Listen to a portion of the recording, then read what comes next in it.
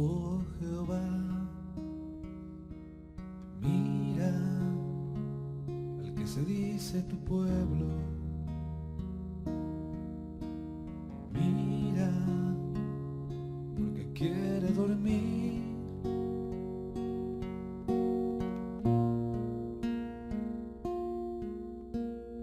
Oh Jehová, Jesús y la ley mosaica. Mateo capítulo 23, versículo 23. Ay de vosotros, escribas y fariseos hipócritas, porque diezmáis la menta y el eneldo y el comino, y dejáis lo más importante de la ley, la justicia, la misericordia y la fe. Esto era necesario hacer sin dejar de hacer aquello. Lucas 11:42. Mas hay de vosotros, fariseos, que diezmáis la menta y la ruda y el amor de Dios. Esto os era necesario hacer sin dejar aquello. Lo primero que habría que puntualizar, que el propio texto bíblico nos dice dos aspectos importantes. El primero, Jesús está hablando a los escribas y fariseos. Nunca está hablando a los pastores modernos, a los líderes religiosos de las iglesias cristianas modernas.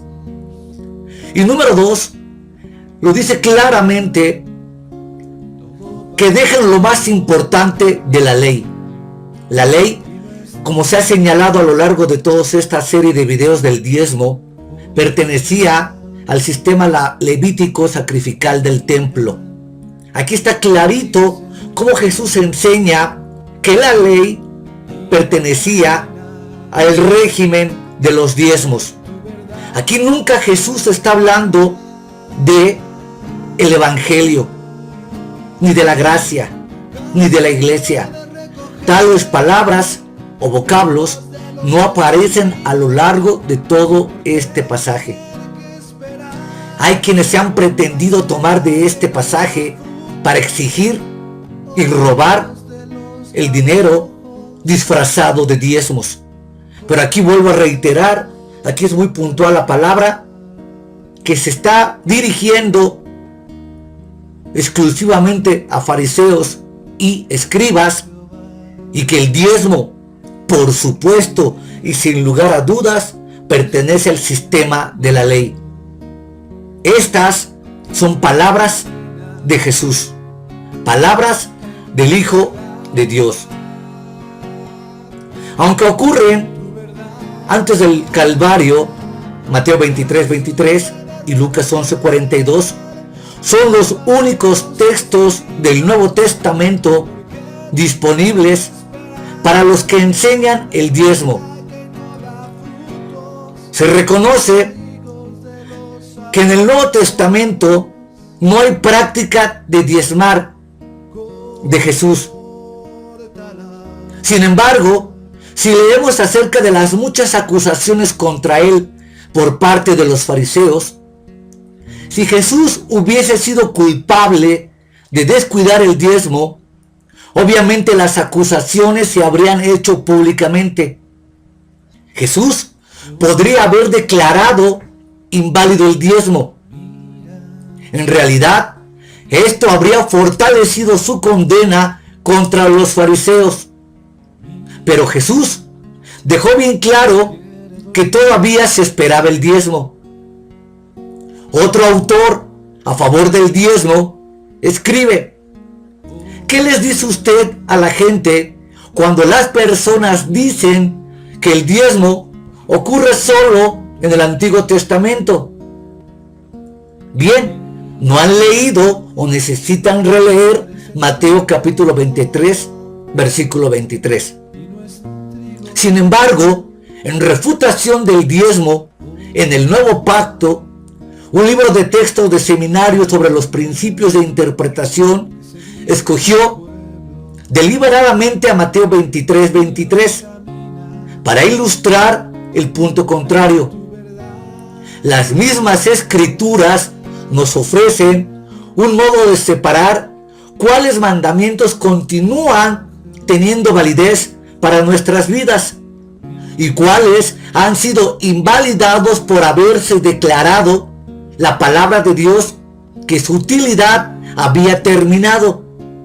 Aunque la ley es una, en la Biblia se nos enseña a distinguir por lo menos 3 aspectos de esa sola ley. Jesús autorizó tal posición cuando usó el concepto en Mateo 23 de que algunas cosas de la ley tenían más pesos que otras. Estos rangos y prioridades dentro de la ley son los que establecen el aspecto moral de la ley como superior a sus aspectos civiles y ceremoniales. En este versículo, la justicia, la misericordia y la fe son más fuertes y tienen más peso que las reglas para diezmar las especies. Evidentemente, porque las primeras reflejan la naturaleza y el carácter de Dios. Aunque algunas personas afirman que los 4 evangelios, como libros del Nuevo Testamento, en realidad forman parte de todo el nuevo pacto, afirman que no comenzó hasta que Jesús murió en el Calvario. Es decir, que antes de que Jesús hiciera su sacrificio de expiación, todavía la ley ceremonial, con todo lo que empuja hasta el Génesis, tenía vigencia. Sin embargo, la sangre de Cristo, la sangre del nuevo pacto o testamento, selló y ratificó el nuevo pacto y puso fin al pacto antiguo o a la ley mosaica, una vez y para siempre. Cuando Jesús exclamó, consumado es, el velo del templo de Jerusalén se rasgó de arriba abajo, exponiendo lo que había sido el lugar santísimo a la vista de todos los que le miraban. En ese mismo momento, en la mente de Dios, la totalidad del sistema de sacrificios, con sus leyes, su sacerdocio y sus ordenanzas, dejó de ser relevancia. Hebreos capítulo 9, versículos 24 y 26. Por esta razón, Mateo 23 y Lucas 11 son eventos del contexto del pacto antiguo, no del nuevo. Estos pasajes no pueden apropiarse para llamarse ejemplos del nuevo pacto. En Lucas 11:41 encontramos, pero dad limosna de lo que tenéis, y entonces todo os será limpio.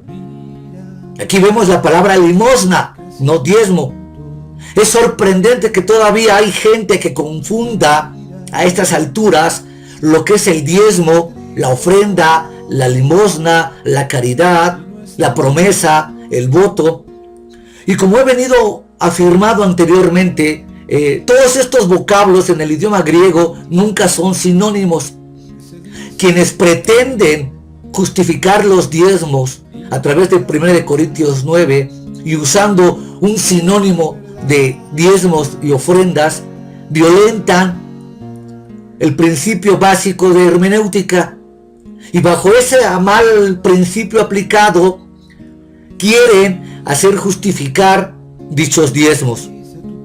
La verdadera pureza de conciencia se adquiere dando voluntariamente a los pobres, en contraste con dar porque lo ordena la ley. No hay que olvidar que es mejor ayudar al pobre, al menesteroso, al marginado, al necesitado de la tierra, que al pastor que brama semejantes maldiciones a fin de robarte y estafarte tu dinero. La Biblia da como mayor prioridad ayudar al pobre que a estos estafadores que se enriquecen torciendo la Biblia y exigiendo un diezmo por demás pernicioso. Gálatas 4, versículos 4 y 5 me dice: pero cuando vino el cumplimiento del tiempo, Dios envió a su Hijo, nacido de mujer y nacido bajo la ley, para que redimiese a los que estaban bajo la ley, a fin de que recibiésemos su adopción de hijos. Jesús nació mientras se requería plena obediencia de los judíos a la ley mosaica. Jesús vivió mientras se requería plena obediencia a la ley mosaica, repito. Y Jesús murió mientras todavía se requería plena obediencia de los judíos a la ley mosaica. El contexto del tiempo de Mateo 23:23 es puramente ley y no es parte del nuevo pacto de la gracia de la iglesia.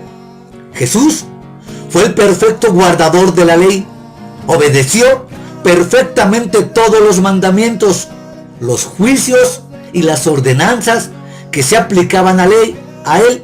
¿Por qué? Porque simple y sencillamente Jesús era judío. Jesús obedeció todas las partes sociales y ceremoniales de la ley como las enseñó Moisés en el pacto antiguo, y ordenó a las muchedumbres y a sus discípulos que obedecieran a los escribas y fariseos en el contexto judío que él predicaba.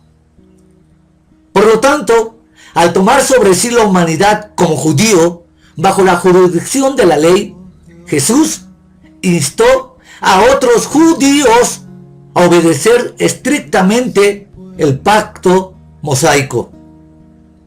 Por esta razón, cumplió perfectamente todos y cada uno de los minuciosos detalles de la ley.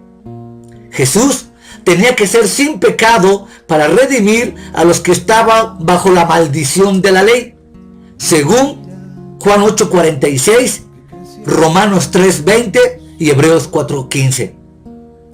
Mateo 23, versículos 1 y 2 señala: entonces habló Jesús a la gente y a sus discípulos diciendo: en la cátedra de Moisés se sientan los escribas y fariseos.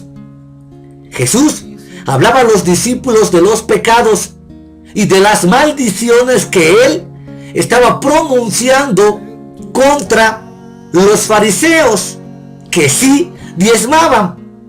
Jesús nunca se estaba dirigiendo a la iglesia del nuevo pacto. Los versículos del 1 al 3 son cruciales para entender correctamente todo el pasaje. Mateo 23, 2, 3 nos dice: en la cátedra de Moisés se sientan los escribas y fariseos. Así todo lo que os digan que guardéis, guárdenlo y háganlo. Aquí vemos claramente que Jesús habla de la cátedra de Moisés. Jesús no está diciendo en mi cátedra o en mis enseñanzas o en mis estatutos o en mis predicaciones. Jesús hace referencia clara y estrictamente a los 5 libros de la Torá, que se da por supuesto que los escribió Moisés. Jesús condenaba a los escribas y fariseos a causa de su encumbrada posición como intérpretes de la ley. Nótese que los sacerdotes no aparecen por ninguna parte. Este es el contexto de los versículos 2 al 12.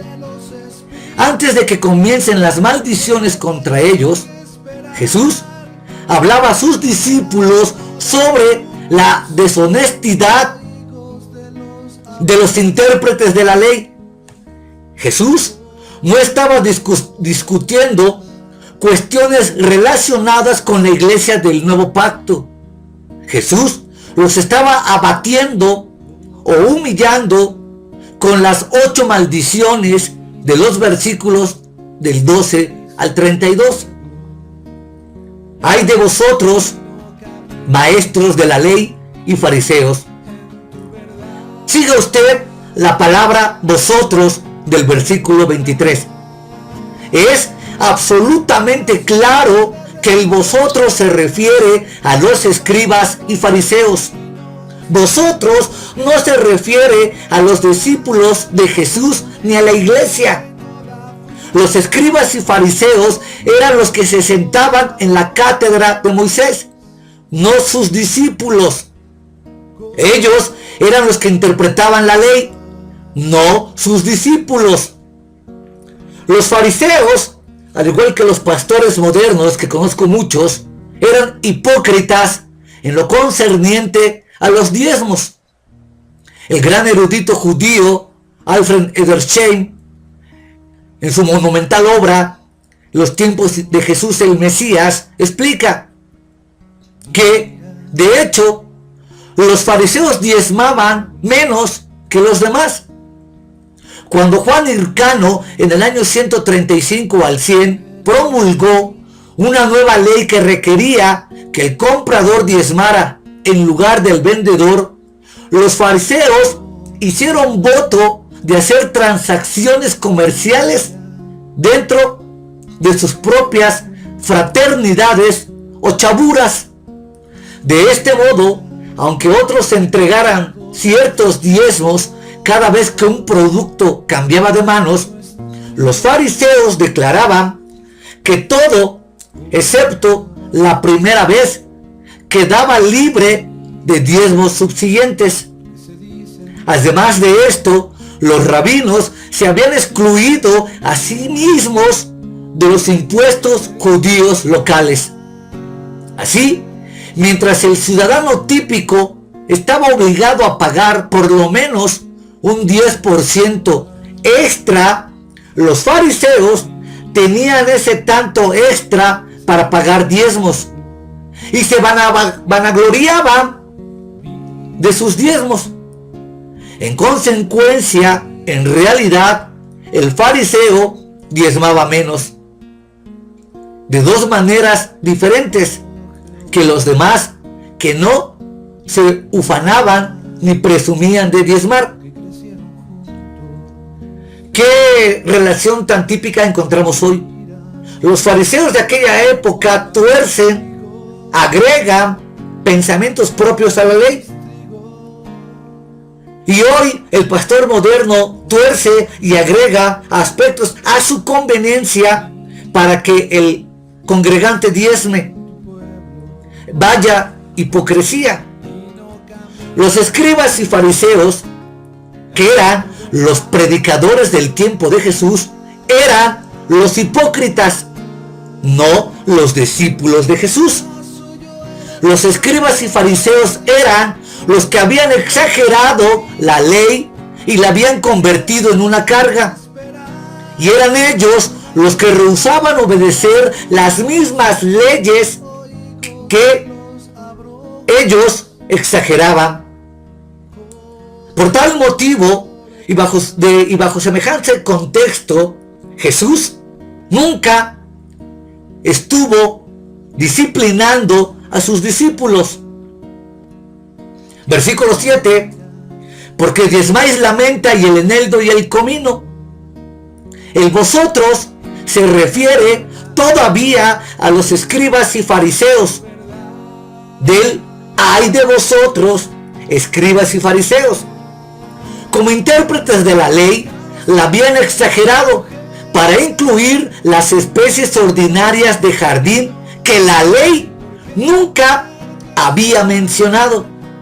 Repito, estos hipócritas habían exagerado la ley para incluir las especies ordinarias de jardín que la ley nunca había mencionado. La Mishnah y el Talmud, no la Biblia, no la Torá, definían los diezmos como todo lo comestible, todo lo que estaba almacenado y que brotaba de la tierra. Los fariseos se enorgullecían de su escrupulosa obediencia a la circuncisión, la observancia del sábado y el pago de sus diezmos. Querían que los judíos creyeran que ellos, los fariseos, podían observar estos tres ritos aún mejor de lo que esperaba la ley. Su manera de vanagloriarse era contar minuciosamente las semillas microscópicas de las especies. Aquí se ve claramente por qué cuando el pastor moderno predica del diezmo, urge al diezmo y te maldice cuando tú no lo das. Entonces, ¿por qué el pastor moderno desliga del diezmo la circuncisión, que era un rito muy importante dentro de la ley mosaica? ¿Por qué también desliga el sábado? Aún en la controversia de que si debe guardarse o no el sábado, punto que ahorita no voy a tocar, es importante señalar que desligar el diezmo de los dos aspectos ceremoniales que he mencionado anteriormente es desligarlo de el templo, de todo el contexto de Malaquías, de Nehemías y de Ageo.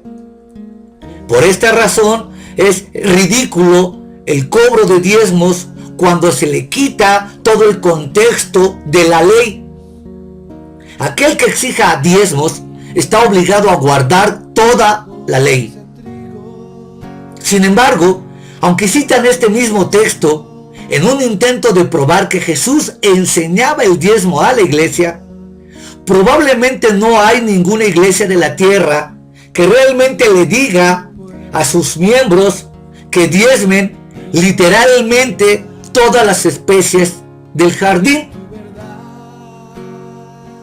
Aclaro, Jesús aquí nunca está enseñando del diezmo. Está lanzando una maldición a aquellos que pretendían diezmar, olvidándose de lo más importante, que era la misericordia y el amor. Es importante recalcar que Jesús nunca predicó, enseñó y mucho menos practicó el diezmo. Eso es bien importante. Si Jesús, llamado el Cristo, si Jesús, el Hijo de Dios, no practicó el diezmo, ¿cómo es posible que hoy predicadores avarientos te insistan en que debes seguir las pisadas de Jesús y te urjan a un diezmo cuando el propio Señor de la Gloria no diezmó? Es totalmente inconcebible. Así, en el versículo 8 leemos: y dejen lo más importante de la ley, la justicia, la misericordia y la fe. Jesús les decía a los escribas y fariseos que la justicia, la misericordia y la fe son cuestiones de la ley más importantes que los diezmos. ¿Por qué? Porque la justicia, la misericordia y la fe son principios eternos y morales por parte del carácter de Dios. Mientras que los diezmos eran meramente un estatuto u ordenanza ceremonial de la ley, que era de menor importancia. Es increíble cómo la mayoría de los cristianos que enseñan el diezmo citan este versículo y omiten el contexto de la ley. Dicen que Jesús enseñó el diezmo en un contexto post-ley, es decir, del nuevo pacto, y omiten el contexto histórico del versículo, el capítulo y el pacto. En la realidad, Mateo 23 y Mateo 22 están en el contexto de la cuestión de la ley. Los herodianos habrían preguntado: Señor, ¿es lícito dar tributo al César o no? Mateo 22, 17. En la siguiente discusión, Jesús reprende a los saduceos citando la ley. Luego, uno de los fariseos preguntó: Maestro, ¿cuál es el gran mandamiento en la ley? Mateo 22, 36. En Mateo 23, Jesús continúa la discusión de las cuestiones de la ley a partir del diálogo actual. Cuando el fariseo le pregunta a Jesús: Maestro, ¿cuál es el gran mandamiento? Jesús no dijo el diezmo, jamás. Jesús responde de una manera categórica: amarás al Señor con todo tu corazón, con toda tu alma y con todas tus fuerzas. Nunca Jesús hace referencia a que el gran mandamiento sea el diezmo. Quienes pretenden avalar el diezmo se dan cuenta que para sostener su punto de vista tienen que violentar de una manera terrible las Sagradas Escrituras. Por eso, en el versículo 9 leemos: esto era necesario hacer sin dejar de hacer aquello.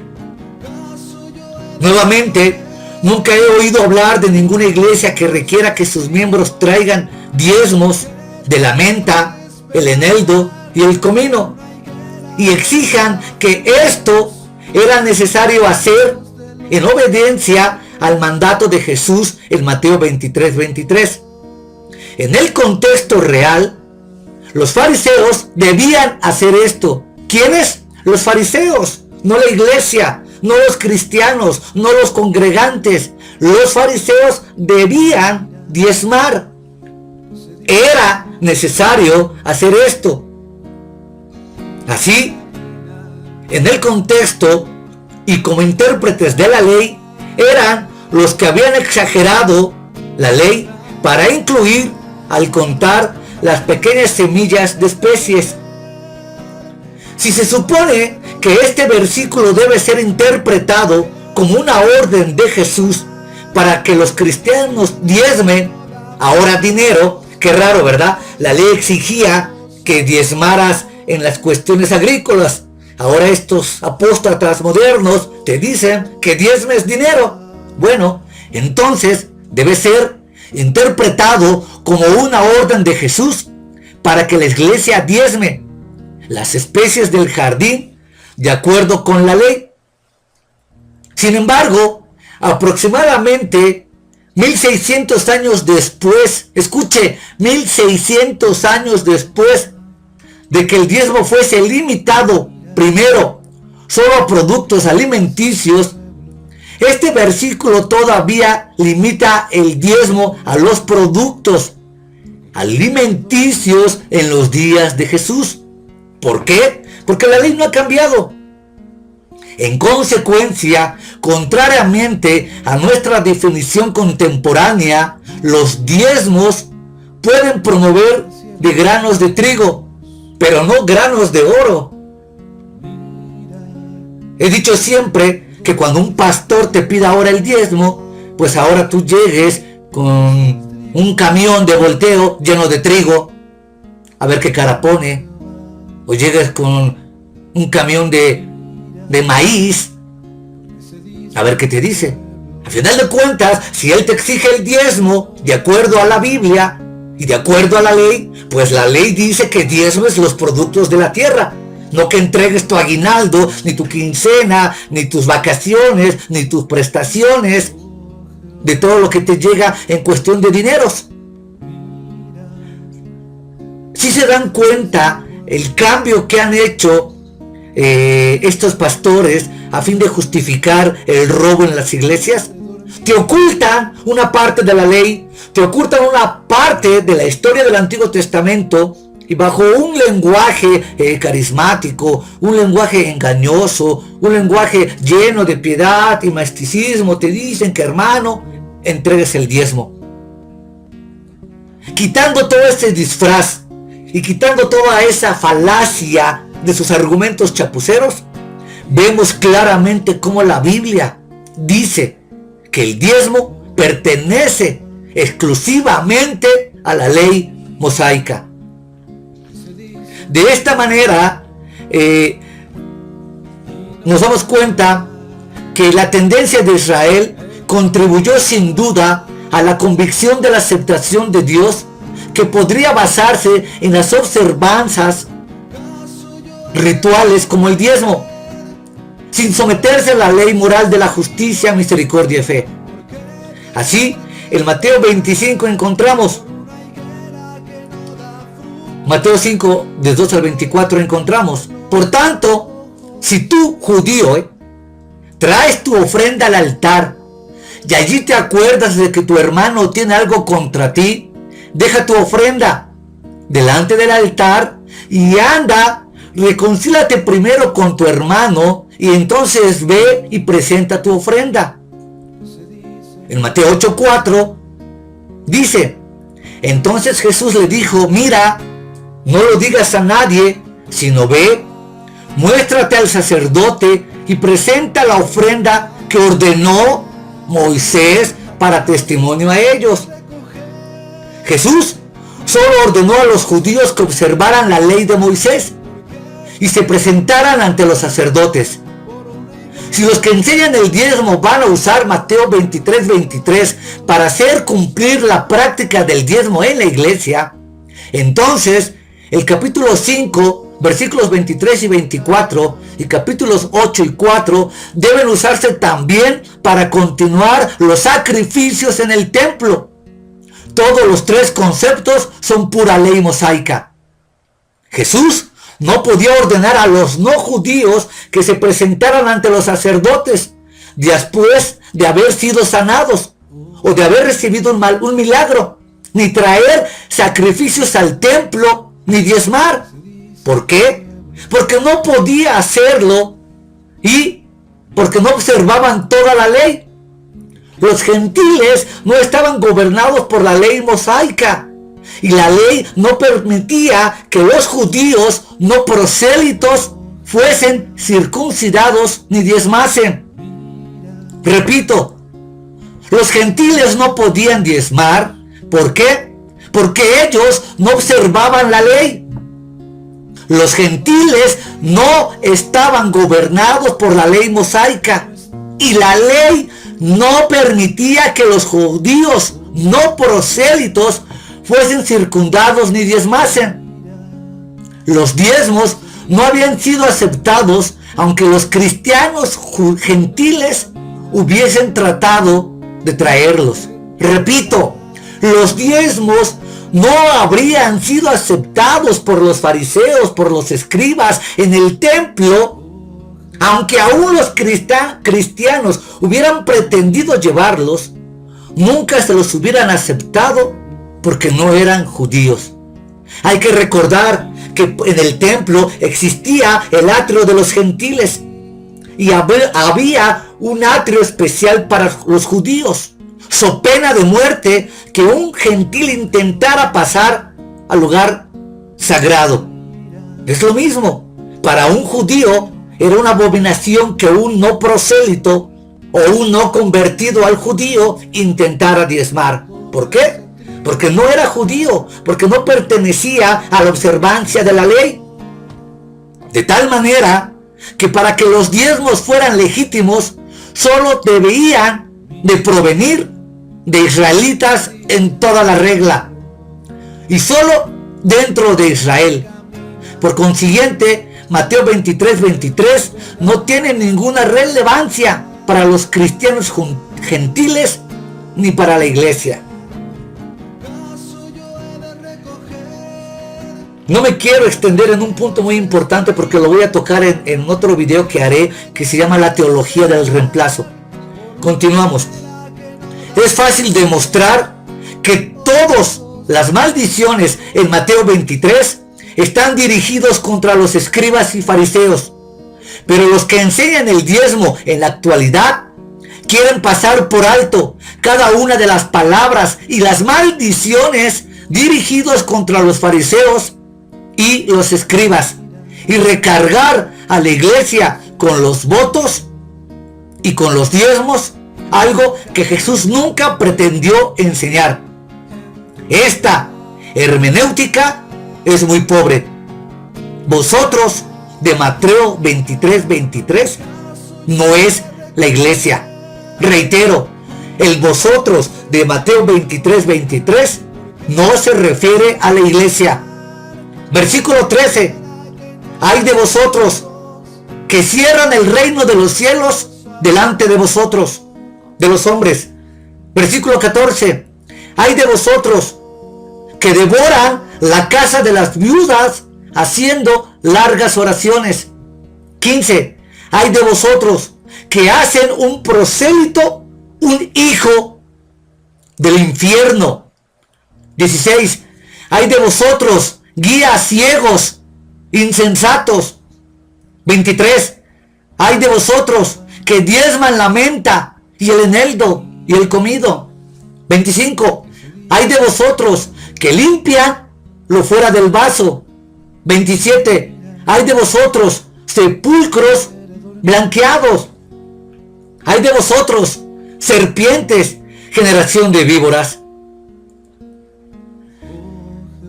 Si el vosotros del primer versículo dice que debemos diezmar, entonces ese vosotros de todo lo que acabo de leer es para la iglesia. ¿Verdad que no concuerda la conexión entre el primer versículo y los siguientes versículos? Ahí sí, ya no nos gusta aplicarlo. Nos gusta aplicarlo primero. Lo segundo, como es demasiado duro y demasiado fuerte, pues entonces eso, el pastor ya no le gusta aplicárselo. Porque entonces, si el pastor dice que vosotros debemos de diezmar, pues entonces el vosotros le corresponde a él también. ¿Cuál es? Que cierra el reino de Dios. ¿Cuál es? Que hace largas oraciones. ¿Cuál es? Que a sus integrantes los hace 2 veces más hijos del infierno. ¿Cuál es? Que entonces él también es un guía ciego e insensato. ¿Cuál es? Que él es un sepulcro blanqueado. ¿Cuál es? Que él también es una serpiente y generación de víboras. Palabras de Jesús, no mías. Porque reconozco que en sinfín de videos tengo un lenguaje muy beligerante, porque si yo hablara de una manera más diferente, yo daría a entender que el problema no es grave, y realmente es muy grave. El cobro del diezmo en las iglesias cristianas, evangélicas o protestantes es, en definitiva y llanamente, un robo. Es un vil atraco a la conciencia de la congregación. En agudo contraste con la maldición de Malaquías 3:9 contra los sacerdotes hebreos que habían robado los diezmos que habían prometido dar a Dios, las únicas 3 veces que Jesús mencionó el diezmo fue cuando maldijo a los diezmadores. Reitero, las únicas 3 veces que Jesús mencionó el diezmo fue cuando maldijo a los diezmadores. Aún bajo la ley, si la vida de una persona no fuera correcta delante de Dios, el diezmo no le serviría de nada. Compárese en Mateo 23:23 y Lucas 11:42 y Lucas 18:12. Reitero, aún bajo la ley, si la vida de una persona no fuera honesta, justa y moralmente correcta, de nada le sirve delante de Dios diezmar. Pero ahora, ¿qué tenemos?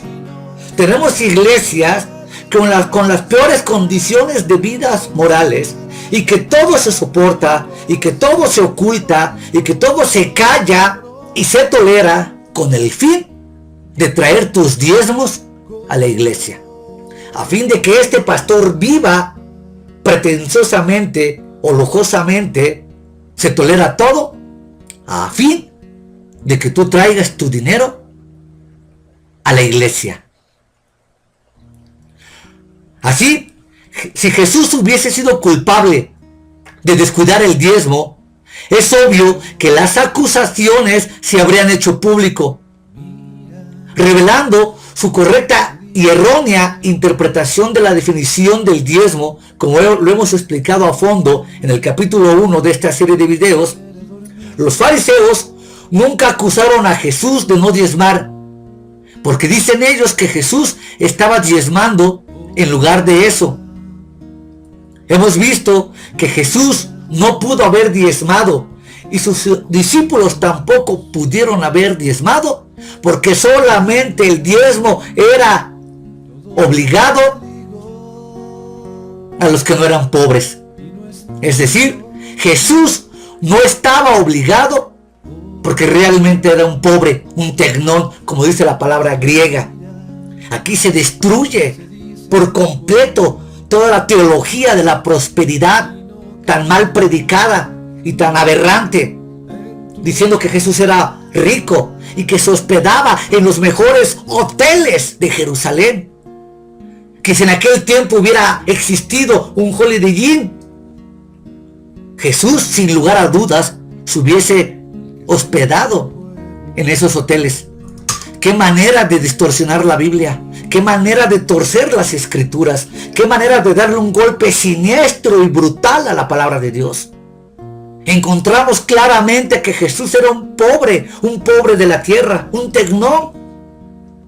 Y a los pobres la ley no exigía que diezmaban.